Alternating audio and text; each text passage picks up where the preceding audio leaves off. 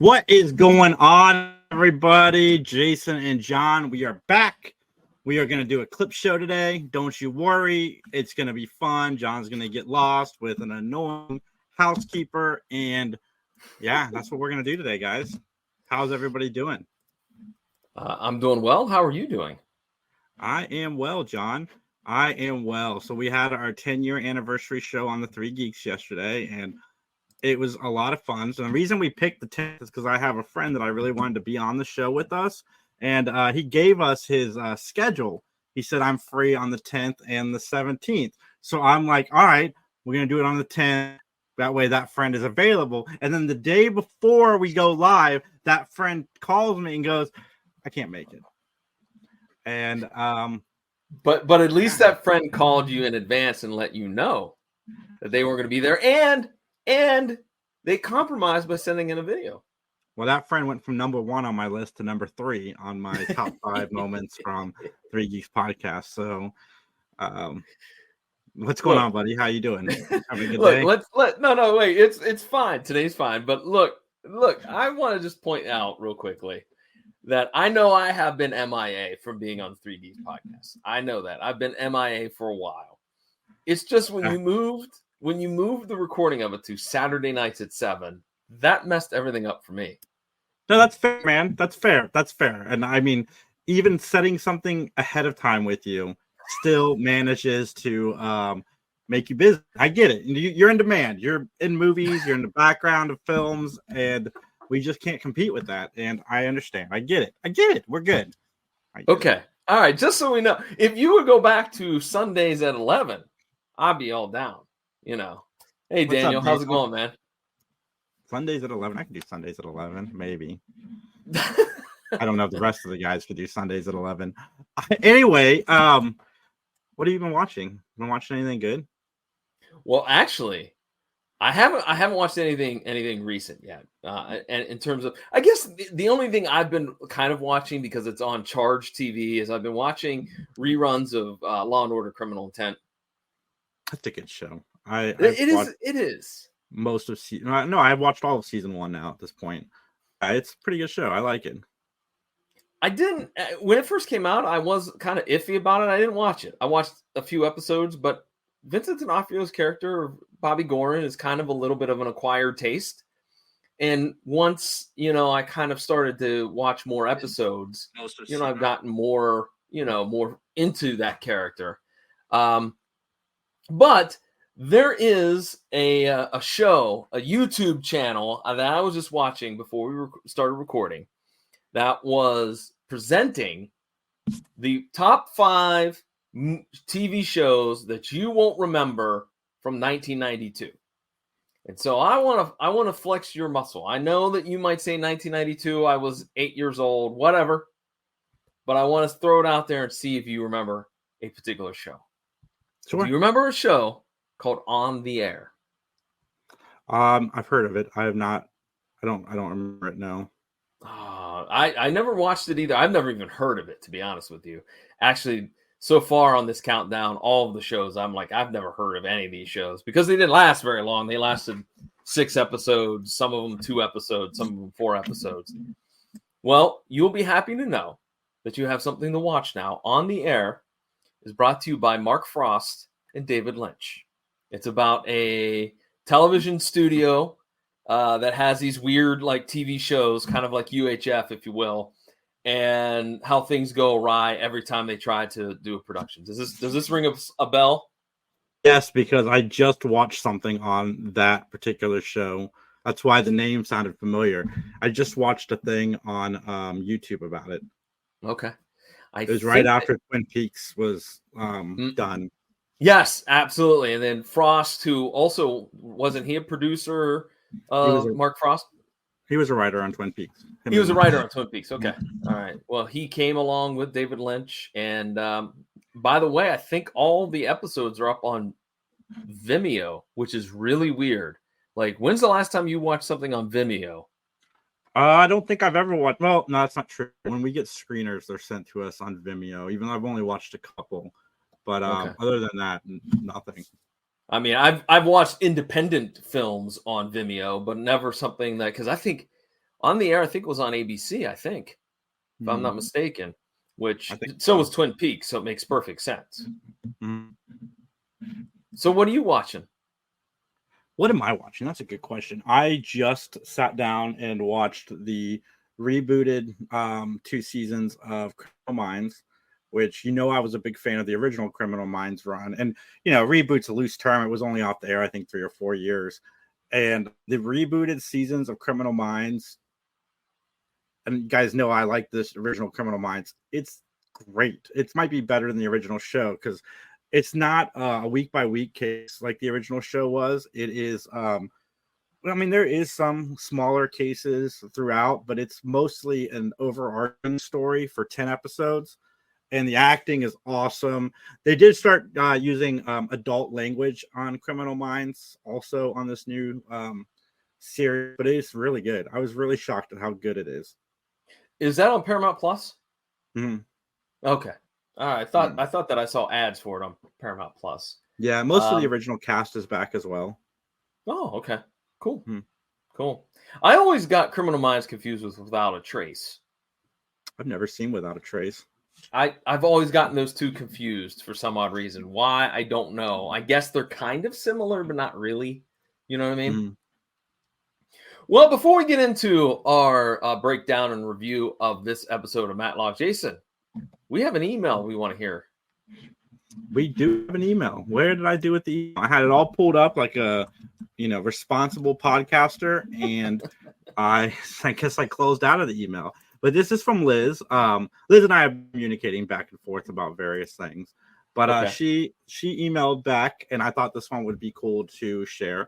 It said, random thing, but I feel like you guys might be the only people who care. I was away for a week visiting family, and I usually work through my rewatch on the DVD box set that I bought last year.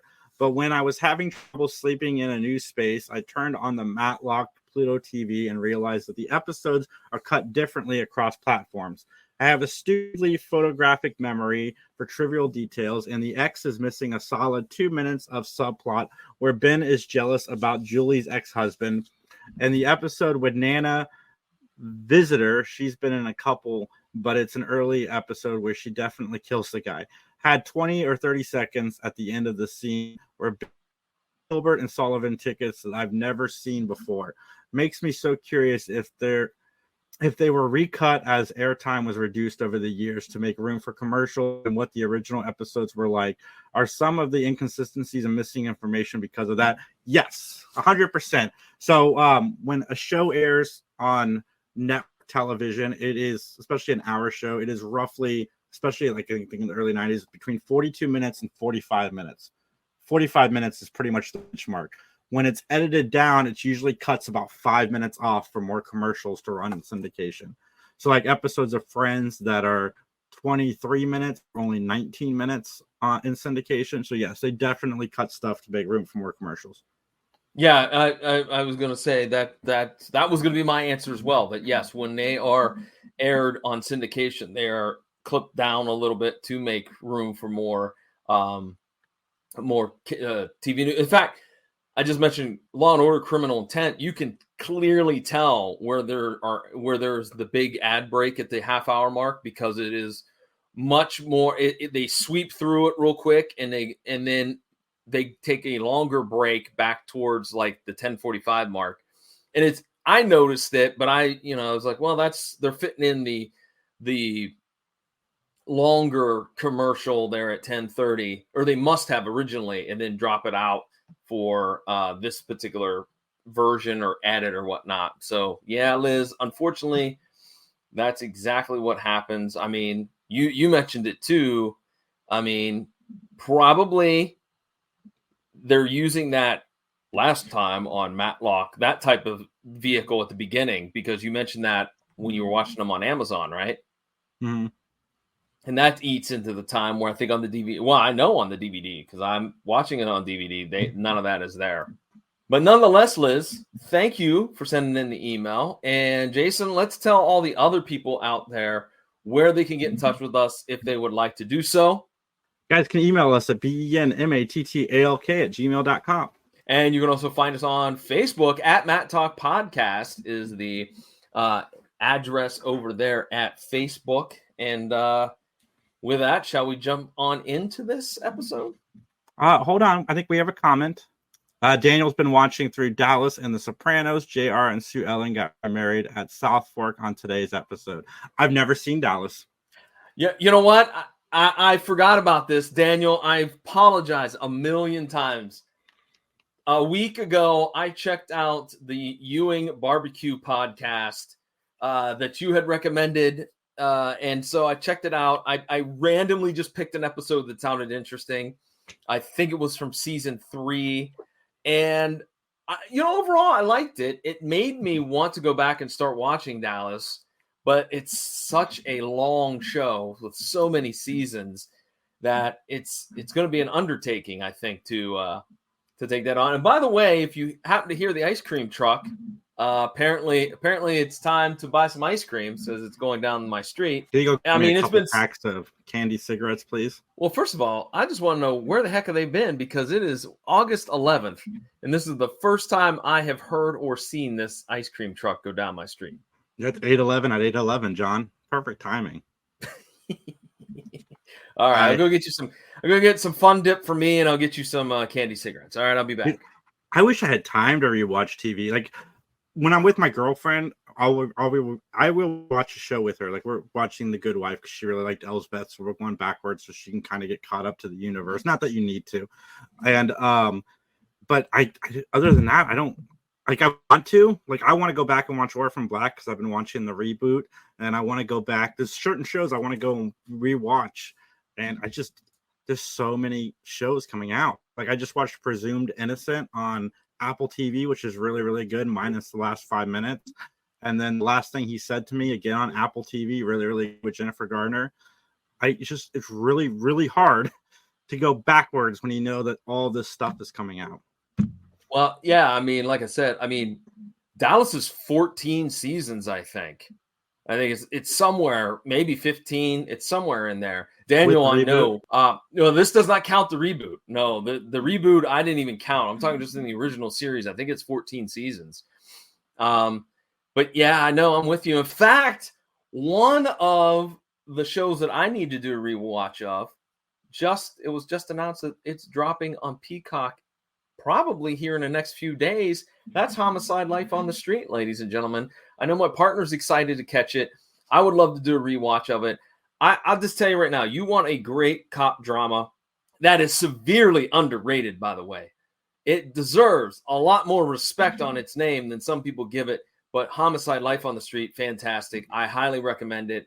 If you want one of those kind of, like I said, gritty, kind of deep, philosophical, hard-hitting cop shows, you need to check it out. It's great. And in fact, you could see where the character John Munch is first created, because that's the first appearance of John Munch, a.k.a. Richard Belzer, in that show, and that's where that character came from. Yeah, so if you're a Law and Order SVU fan, you definitely should go back and watch the show, because one, there was crossovers, and secondly, some of those characters continued into those two shows. Was David Chase a writer on Homicide? David Chase? No, Dick Wolf. Dick Wolf, completely different. I was thinking Sopranos. Yeah, Dick Wolf. Dick Wolf was not. And the executive producer was Barry Levinson, who has done a ton of big name blockbuster movies in Hollywood. David Simon was the other producer and writer, in which this TV show is actually based on a book that David Simon wrote, called, if I'm not mistaken, Homicide: A Year on the Killing Streets. All right, we got a comment from Daniel. Go ahead and throw it on up here.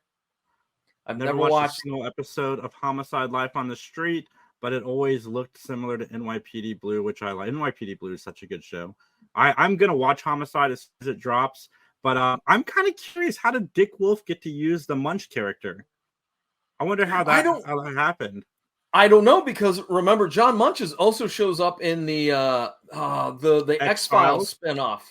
What was the X-Files? He showed up as Munch and also Arrested Development. I think he played John Munch. He did. He played John Munch. But what was it? The Lone Gunman. The Lone Gunman. He was in that, which was a Fox property. I don't know how that worked, but yeah, John Munch has been in, I think, 7 different series. Yeah, I think he was John Munch on The Wire as well.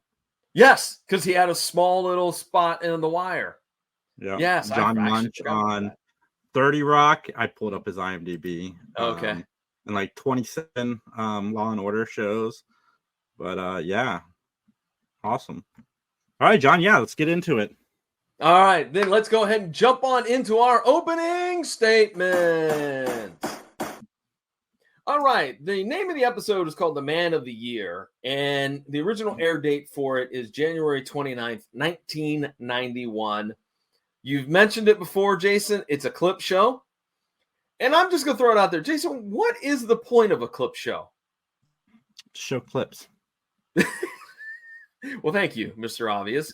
I mean, I thought that we've had another clip show before doing this podcast.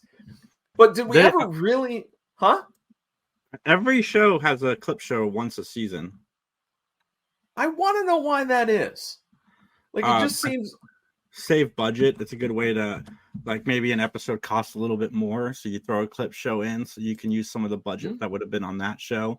And the clip show, that's why usually in clip shows, they're in one area, like sitting around a table reminiscing, or in Friends' case, they were always in the apartment. Or, I mean, this episode, we had a couple different locations, so that was kind of surprising. Yes, I agree. Well, let's talk about some guest stars, but look, many of these guest stars we've talked about. So I tried to pick and choose some more interesting ones, but by no means, if we missed one, I apologize. Let's start off with probably my favorite guest star, Claude Akins, who played the role of Sam Taylor. And that was season 3, episode 16, The Thoroughbred, where we had a mentally handicapped individual played by Don Swayze accused of murder. And we'll talk a little bit more about that episode when we get to it. But Claude Akins was also had the roles of Joe Burdett in Rio Bravo, Aldo in Battle for the Planet of the Apes, Captain Ethan Craig on Murder, She Wrote, Sheriff Lobo and BJ and the Bear, and The Misadventures of Sheriff Lobo. Steve Brand in my favorite Twilight Zone episode, The Monsters Are Due on Maple Street, and a ton of other credits to his name. Anything else to add in that, Jason? No, because I mean, we technically have probably already talked a lot about this.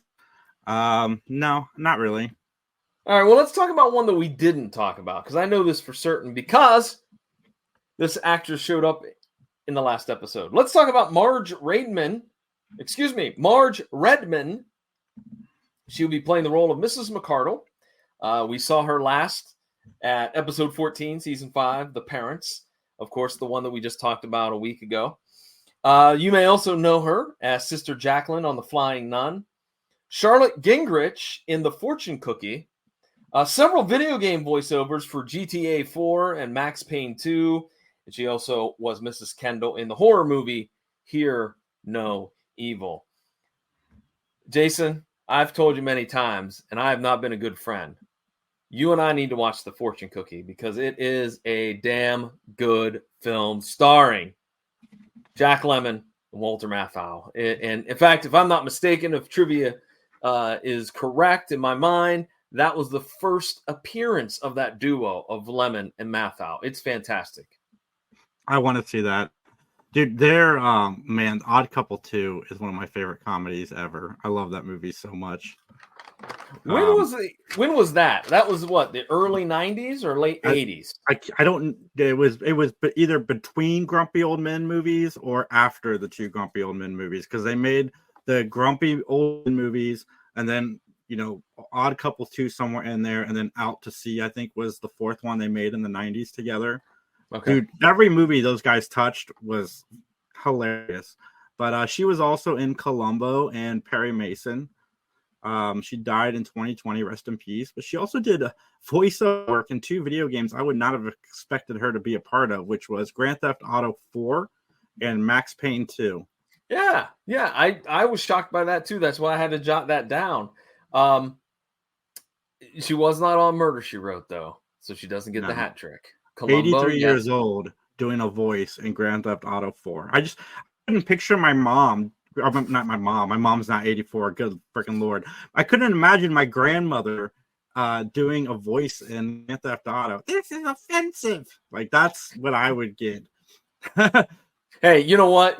She probably played like a little old lady that you try to help across the street and not get shot by one of the bad guys. Like, I bet that's what her role was. I'm just saying. But I agree with you. If it was, look, my mom is 80, and she would be like, I am not saying this filth. This is disgusting. So apparently we have another comment. Let's go ahead here. Grumpy young men. That's John and I, grumpy young men. That is very true. Very true. All right, let's talk about our last guest star, June Chadwick. She, of course, played the role of Patricia Taylor from The Thoroughbred, which, again, is, of course, Season 3, Episode 16.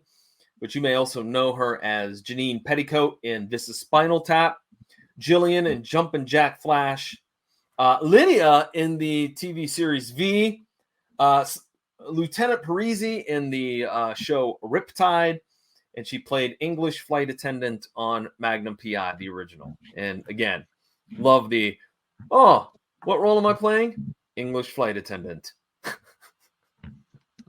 So, Jason, anything else you want to add in there for Miss Chadwick? I do have, well, not for Miss Chadwick, but I do have one. Deputy Terwilliger, Glenn Morshower. He played Aaron Pierce on 24, which is one of my favorite shows. He was also in Agents of S.H.I.E.L.D., Law and Order SVU, very well-known actor. I didn't even recognize him in the episode. Yeah, because he looks a lot younger, I think, than what we have seen photo-wise. So, okay. Yeah. That's I like that guy a lot. I can't remember if his character died on 20, probably.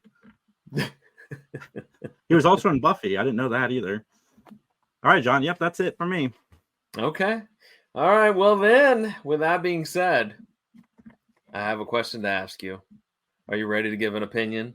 Your opinion and solely your opinion. So help you. Let's testify! Let's testify! I feel like doing the Charlie Chaplin thing. It's nice that Daniel fit us into his schedule this week. No, are you being mean to Daniel? No, I'm happy to see Daniel here. It's a while since he's been in the chat.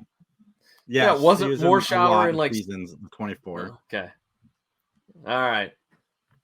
I gave up on 24, I think, season 3. What? Season 4 is like the best season too, and 5. Yeah. 4 and 5 were the best seasons. 3 I did not. I quit because 3 was rough. 3 was rough, but 4 and 5 were great. Yeah, 3. It was when, what was the daughter's name when she ended up working at CTU? Yeah, she left the show after 3. Other than like maybe one episode here and there throughout the rest of the seasons. Yeah, like I was like, she was such a dummy. She was such a moron, but now all of a sudden she's working at CTU. But they couldn't figure out what to do with the actress, John. Whatever happened to Alicia Cuthbert, I wonder. She was in a show called Happy Endings that did pretty well. And then she was in The Ranch on Netflix that did also pretty well with Sam Elliott and Ashton Kutcher. Okay. All right. She's, I think, still married to NHL All-Star Dion Phaneuf, but I'm not sure about that. I love her. That wasn't creepy at all. Is that? I'm happily dating somebody. I'm just saying I love watching her and things. She's great. I think she's Canadian. Is she? Maybe I can get her on the show. You can get her on the show. Which, hey, wait, side note, we should explain that one. We discovered last night during the 10th anniversary edition of Three Geeks Podcast that a lot of Canadian actors and actresses have appeared on the Three Geeks. Like, I counted today. I think you have 8 or 9 Canadian actors or actresses that have come on the show. Yeah, saying it right. They're also our most like reoccurring people that come on our show. Like, we've had more actors we've had more non-Canadian actors on our show, but out of the people that keep coming back, yes, we've had. You know why you keep bringing them back? Because they're so nice. They're Canadian. Yeah. Yeah. Yeah. I mean, unlike some of these rude Americans. Yeah. The cast is moving north. That's right. That's right. Right, Head John. on up to Manitoba. Let's get this podcast a boot. Let's go. Okay. All right. Our opening scene for this episode. Oh, I forgot to talk about the plot real quick because I was so enthralled with talking about your Canadian guests. But Ben is late to an award ceremony in which he is given the Man of the Year award. And during the time in which he's arriving or heading that way to arrive at the banquet, other people share their stories. And so, our first opening scene is nothing more than some footage of an old ticker tape parade. And then we cut to a scene where Ben is leaving in a hurry. He runs out the door, he gets in the car, puts the key in the ignition, and chug, chug, chug, chug, chug, chug, chug, chug, chug, chug. Nothing's going to happen. Chug, chug, chug, chug, chug, chug, chug, chug, chug, chug, chug, chug. Nothing's going to happen. And so, Mrs. McCardle is leaving the house as well. And so Ben goes over and goes, "Excuse me, Mrs. McCardle, I need a lift to this banquet where I'm being honored." And she's like, "Sure, I think we can do that, but we got to stop and see my uncle." And they broker a deal. Ben will just ride in the passenger seat. They'll go first to the banquet, and then they'll go see her sick uncle. So at the banquet hall, Julie and Michelle arrive. And guess who's the MC for this event? None other than shock jock, scumbag, moronic Arthur Saxon. Wait, first off, I don't like Arthur Saxon, but I want to go back real quick because Ben is making demands. For a guy who somebody's doing him a favor, he's making demands. Like, no, you're going to save all the things that you had planned to do today, and you're going to drive me to where I need to go. Didn't they have taxis back then? I don't know, but good point. I never thought about that, but he is being a little bit of a jerk. Yeah. Yeah. Uh-huh. Okay. You drive me. I want my award. Like, let's go. This is my Oscar. This is important, okay? Well, Arthur arrives. He hasn't changed a bit, dude. He tries to get handsy and kissy with Michelle. He tries to get handsy and kissy with Julie. This man knows no bounds. He cannot be stopped, can he? No. Anyways, he claims that he's the only person that's available that has any type of clout or whatnot. So there is a scene of hundreds of people in attendance, but Ben is not there. And Conrad is like, "Hey, it's not like Ben to be this late. He knows it's important. He should be here." I wrote down, has anyone called Ben? But my snarkiness will be actually refuted here in a few moments on that. So Arthur says he's just going to start without him. And he refers to Ben as a geezer. Let me just explain something to you, Arthur. You, my friend, wish you were a geezer because Ben Matlock has more hair on his head than you do, my friend. Mic drop. Jason, I think you're muted right now, sir.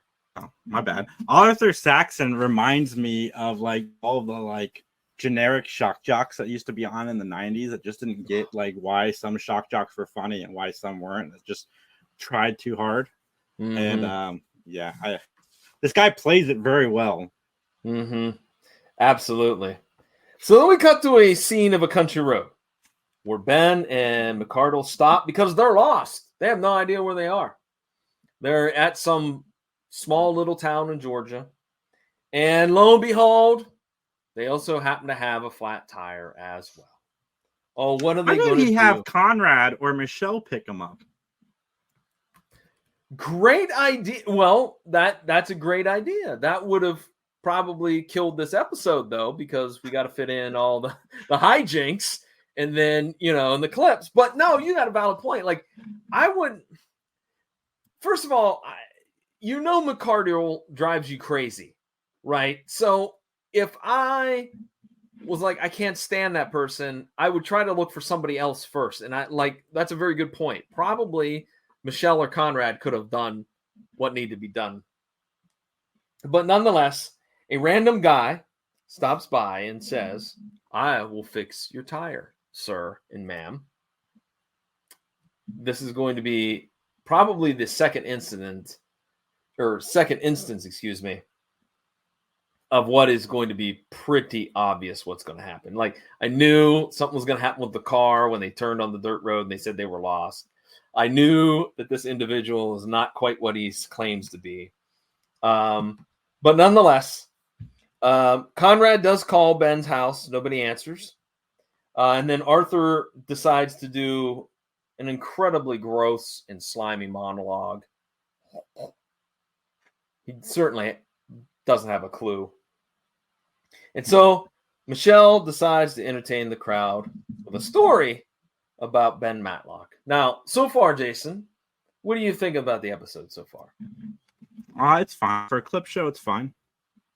I gotta say, I agree with you. I think as of right now, we're got a pretty solid episode. There hasn't been too many clips yet. Okay, that I will give credit to this episode. They didn't bombard us with clip after clip after clip without any type of setup. So I like this. We got a comment from Daniel again. Mother lover acts like he's forgotten about Ben. True. Very, very true. All right, so we're going to go to the first clip, and it is from the episode of The Thoroughbred. We get a little bit of the murder scene. We get the arrest of, if I remember correctly, Tommy.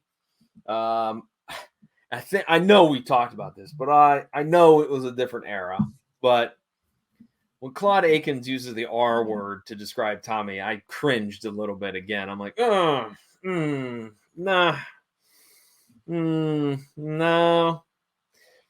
We also get some of Ben's investigation. We get Tommy running off. And then one of my favorite, I got to say, this is, if we're writing a top 10 list of scenes for this show, this is on my top 10 list. The one where the two rednecks are going to attack Tommy, and Tyler walks in and says, "You gentlemen have just apprehended a dangerous individual." Like, that line of horse crap, that line of malarkey was epic. It was awesome. I'm just throwing it out there, Jason. Do you agree or disagree with me? Yeah, I definitely remembered how much I love Tyler Hudson. Oh, and then how can we forget that the clip ends with Ben doing what? Bringing a horse into the courtroom. Because that's what you do. If I ever became a lawyer, I would hope that at least one time in my life I'd get to bring a horse into the courtroom. Okay, let's talk about this. From The Thoroughbred, would you rather bring a horse into the courtroom or a chopper, like in The Biker? Which one would you pick? Wow, you got incredibly close up there for a moment. What did you do with your camera? Oh, I got some digital static, so I changed the camera up. What did you say, John? Okay, I said, which would you prefer to have in your courtroom if you're a judge? The horse from The Thoroughbred or the chopper motorcycle from The Biker? Why can't I do both? It's my courtroom, answer. John. Excellent answer. Bravo, sir. Bravo. I mean, come on, buddy. I mean, what are we doing here? What are we even doing here if we can't do both? That's right. Go big or go home, right? Right. I didn't even bring a car into the courtroom. No. Remember that episode we took the courtroom outside to the dealership and did that. Yeah. Yeah, but see, I'm gonna one up Matlock and bring the car into the courtroom. That's right. Get it through the metal detector. That'd be fun. I mean, I guess in theory, you could get a motorcycle through the metal detectors.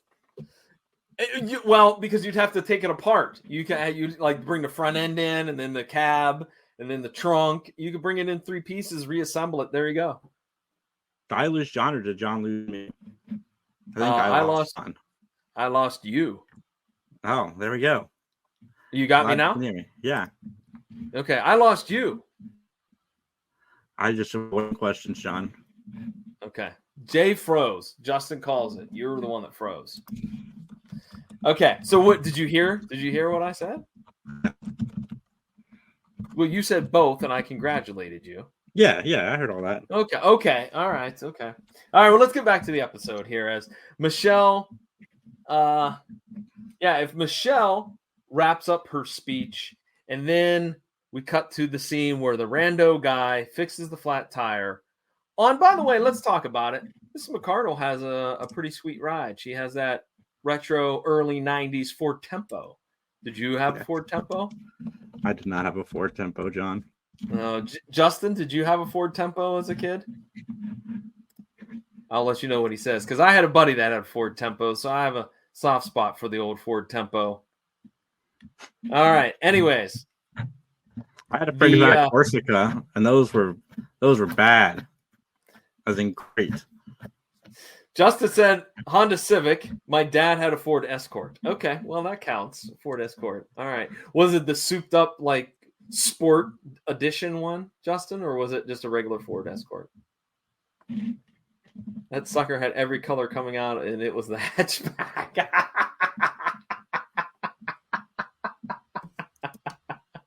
Oh, that was awesome. Thanks, Justin. All right, anyways, so the random guy fixes the flat tire, and then he robs Ben and Mrs. McCardle, which, again, I knew this was going to happen. I mean, you knew he was shady of some sort, and he steals the Ford Tempo. Okay, Julie is up next to share her story. And again, like I wrote this down now, like why is Arthur the MC? Because it really doesn't make any sense. As Daniel pointed out, he doesn't remember like and doesn't share anything about Ben just yet. All right. And like you couldn't find somebody else. Like Ace Calhoun would have been better to be the MC on this. You know what I mean? Or anyone they could bring back. What about the female private investigator from season 3, I think, or 4? Remember her? She had the little kid. Like she could have been the MC. It just seems like they shoehorned in. Oh, the most irritating person we have is Arthur Saxon, so we'll shoehorn him. Well, he might be the most famous of Ben's clients, which is probably why they brought him in. Well, that's what they claim, but I'm like, I don't know. Makes sense. Like, is this thing televised? Maybe it's televised. Maybe. I don't know. All right. Well, we get a scene from the X.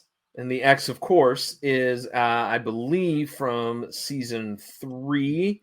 It is the one where you have a newspaper executive that is killed by a reader of the newspaper who claims he was smited. And the big thing is that the prosecutor is Julie's ex-husband. And this we get a little bit of tough guy Ben. And again, if we're talking about that top 10 list, Ben going over there and go, "You've rattled this woman. And if you try this on me, I'm going to turn this table over on you." I mean, it was very menacing. I dig that scene. I thought that was top stuff. But we also get a little bit of the tape, a little bit on the taping of the meeting and the mail chute being used for an alibi, which was all kind of in that episode. All right. Let's talk about Ben and Mrs. McCardle. They're walking and complaining. We get whiny Ben, and they see a shack, and they approach. And what do you know, Jason? Again, another very predictable plot point. The door is kind of ajar. Ben bangs his shoulder against it, opens up, and there they go. They go into the shack, and they attempt to use the phone, only to find out that an old lady toting a shotgun confronts them. Mm-hmm. She's not happy. Oh, she is not happy at all. Oh, no. So Conrad answers the phone because Ben ended up calling the hotel where the banquet was, and he left some information. And so Conrad is summoned to the phone. He goes, he answers it. There's nobody there. So he knows something is going to be wrong. So he heads back to the banquet hall, relays the information to Michelle and Julie, and he's off to head north to try to rescue Ben. In the same scene, by the way, Julie, she ends up confronting Arthur about his geezer comments.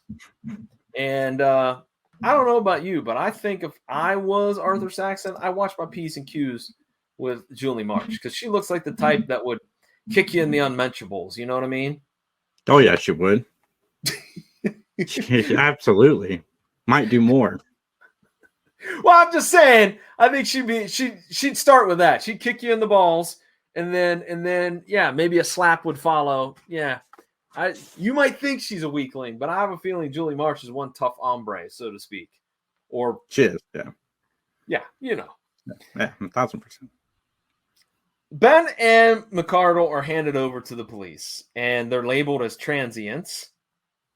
Meanwhile, back at the banquet hall, Arthur shares his story of meeting Ben. And we talk about the murder. We talked about that Michelle dated him, Arthur's antics in the courtroom, and then the way in which Deidre, the killer, used a Southern accent, and that's how it was found out she was on the relief tape, and all that stuff, you know, coming together. So we go back to the small town in Georgia where Ben and McCardle are fingerprinted. Ben calls Bob Brooks, but guess what? Bob Brooks isn't in because he's at the banquet that you're supposed to be at. Yeah, everybody's at the banquet Ben's supposed to be at, except for Ben. Except for Ben. and Ace Calhoun. I didn't see him in there. No, they can't afford him for this episode. Remember, they're trying to save money.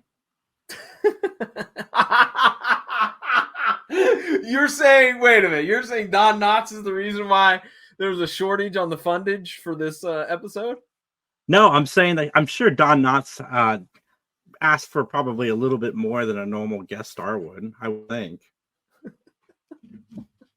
Okay. I think he always gets a special guest star, doesn't he? He does. Yeah. Yeah, He so gets that probably be. I can just picture him trying to be like, you know, a tough negotiator. Well, and they got both. They got both, you know, Julie and Conrad, or Michelle and Conrad in this episode. So they can't afford more. Ben, I think that I deserve more money. That's my Ace Calhoun impression. Hey, getting good. I bought a Don Knotts movie collection. I'm finally going to dive into some of his movies. Whoa, wait, time out. Whoa, hold on. We're going to put this on hold. You didn't tell me that in the pre-production meeting or even when I asked what you're watching. I haven't watched it yet. That's why Well, what are these movies? Apple Dumpling Gang and Apple Dumpling Gang Returns. I don't remember what the other two are.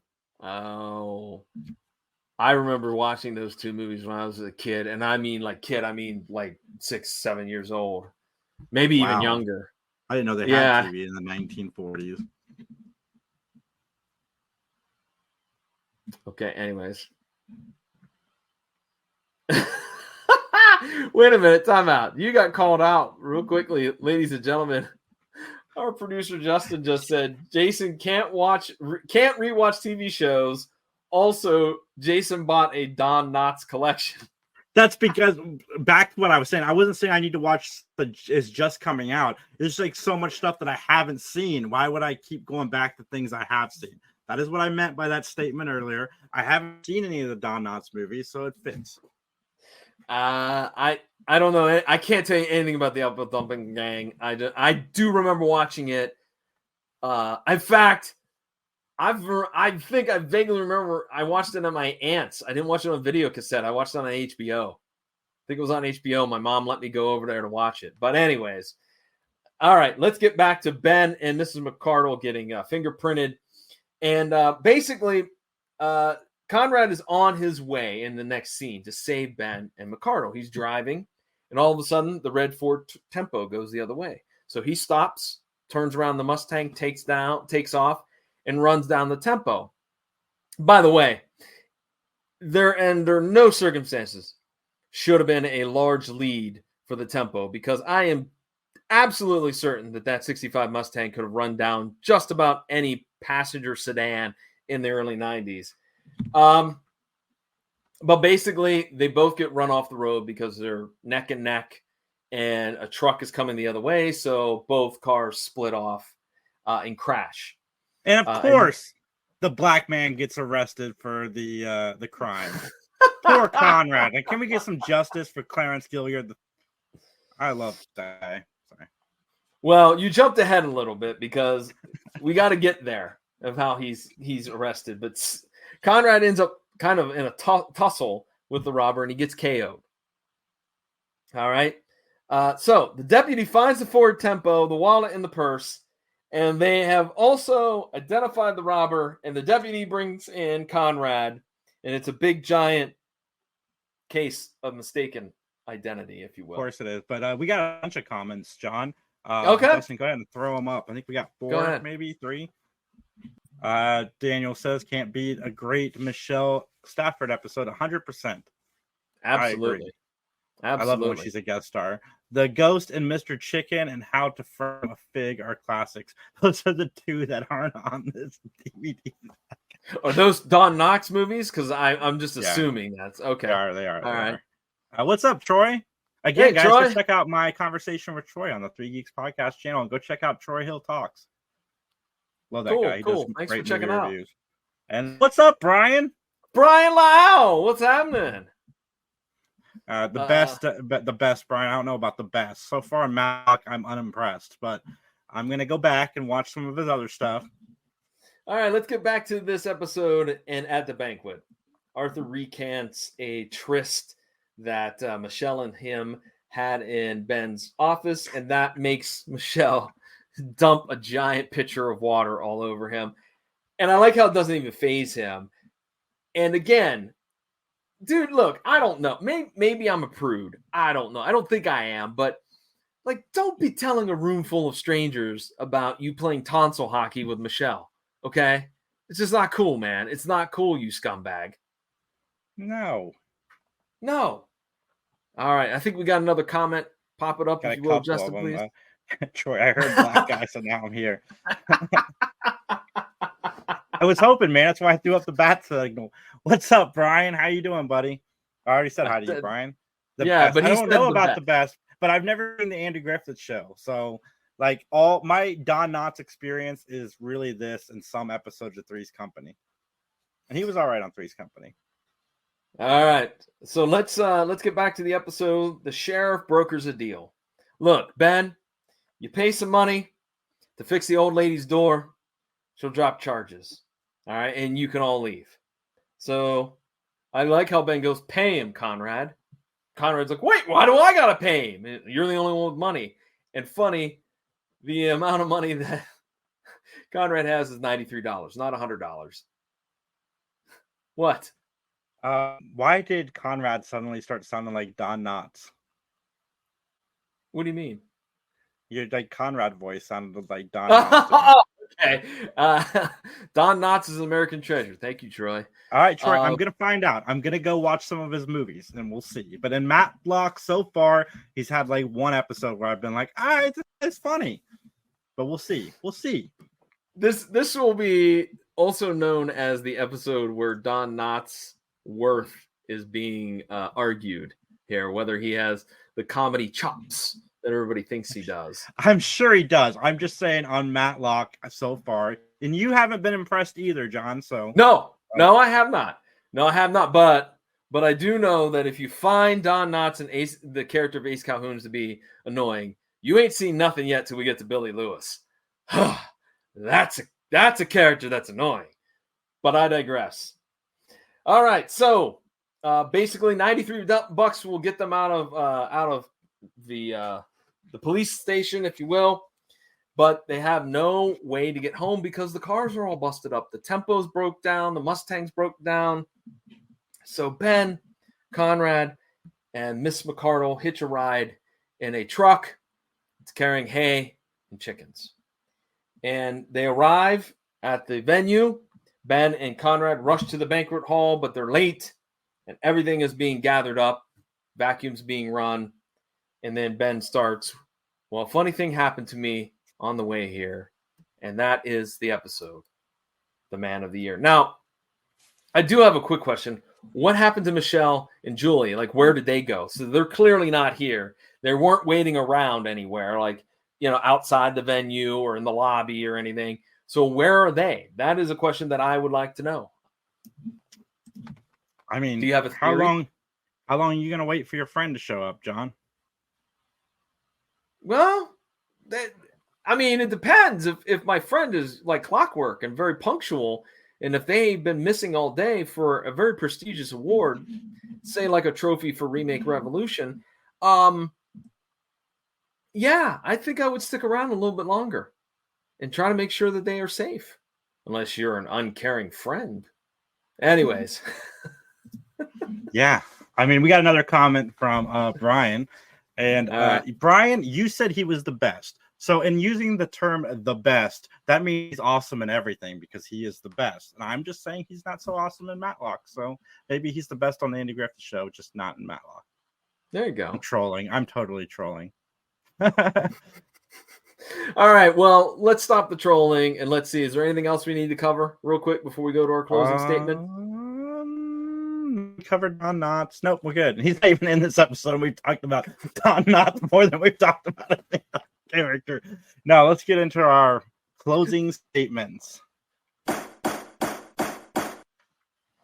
This is the part of the podcast where John and I will rate the show on a gavel system. 1 gavel means we did not like it. 5 gavels means we absolutely love it. Negative 20 gavels means John and I are traveling to Canada and we are going to play clips in the car on the way there. John, how do you rate this episode?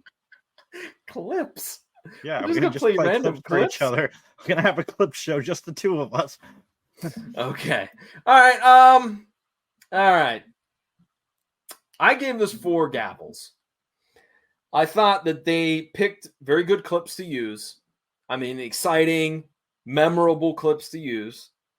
I will say this. I found Mrs. McCardle to be an absolute drag last episode. Her introduction, her debut to the Matlock universe. Oh, God. Terrible. Awful. I think it was better this time around. I think the comedy and the, just their interaction, I think was really, really good and less annoying. I liked, as you said, we have a different plot, a little bit of a different setting. The negatives, a little bit predictable. Again, I didn't like Arthur Saxon as being the MC. And, for a clip show, at least they kind of, again, didn't give us a bunch of clips and just randomly, in any random order. The plot seemed to kind of stitch everything together pretty well. So I give it 4 gavels. What say you? I give it a 3. A 3. I can't, in good conscience, give a clip show more than 3 gavels. 3.5 gavels, because while most of it was previous footage, one of the negatives for this is why did we need to have a clip show? Because you didn't stay in one location. Like, there's stuff happening everywhere, and none of the cast. Most of the side cast is in this episode more than they've been in any show this season so far, maybe combined. And even Andy Griffith isn't clocked out of this episode. In the last clip show, I don't think Andy Griffith was in it for more than a couple seconds. So that clip show made sense. Andy wanted a break. They were in one location, so on and so forth. So yeah, I mean, 3.5, somewhere in between there, because it's a clip show. I understand why you're doing it. You're doing it to save money somewhere else in the season. It just doesn't make sense to me because we're everywhere. Well, and I think also too, there's something that has been mentioned before on our show is that there were some health issues with Andy Griffith. So maybe again this is another clip show because Andy's not feeling really good. So let's just shoot a minimum amount of footage, give him the rest of the day off, give everybody else the rest of the day off after we shoot their stuff. That would make, to me, that would make the most sense if he was having again some health issues, because I remember that. If I'm not mistaken, he had some leg issues. So, but hey, not every single one of them can be, 5 gavels, but that doesn't work either because he's moving around in this episode a lot. Well, I mean, he toughed it up, just like an Olympic athlete that's got that nagging injury. They still run that race or whatever. He could have just toughed it up in the courtroom. Come on, Andy. Let's get there. No, but the episode was fine. I didn't hate it. And the lady doesn't bother me like she bothers you. Even in the last episode, I thought she was fine. No, she was annoying. Anyways. If you guys know any housekeepers you could recommend for John that are very similar to the lady in this episode, you guys can email us at benmattalk@gmail.com.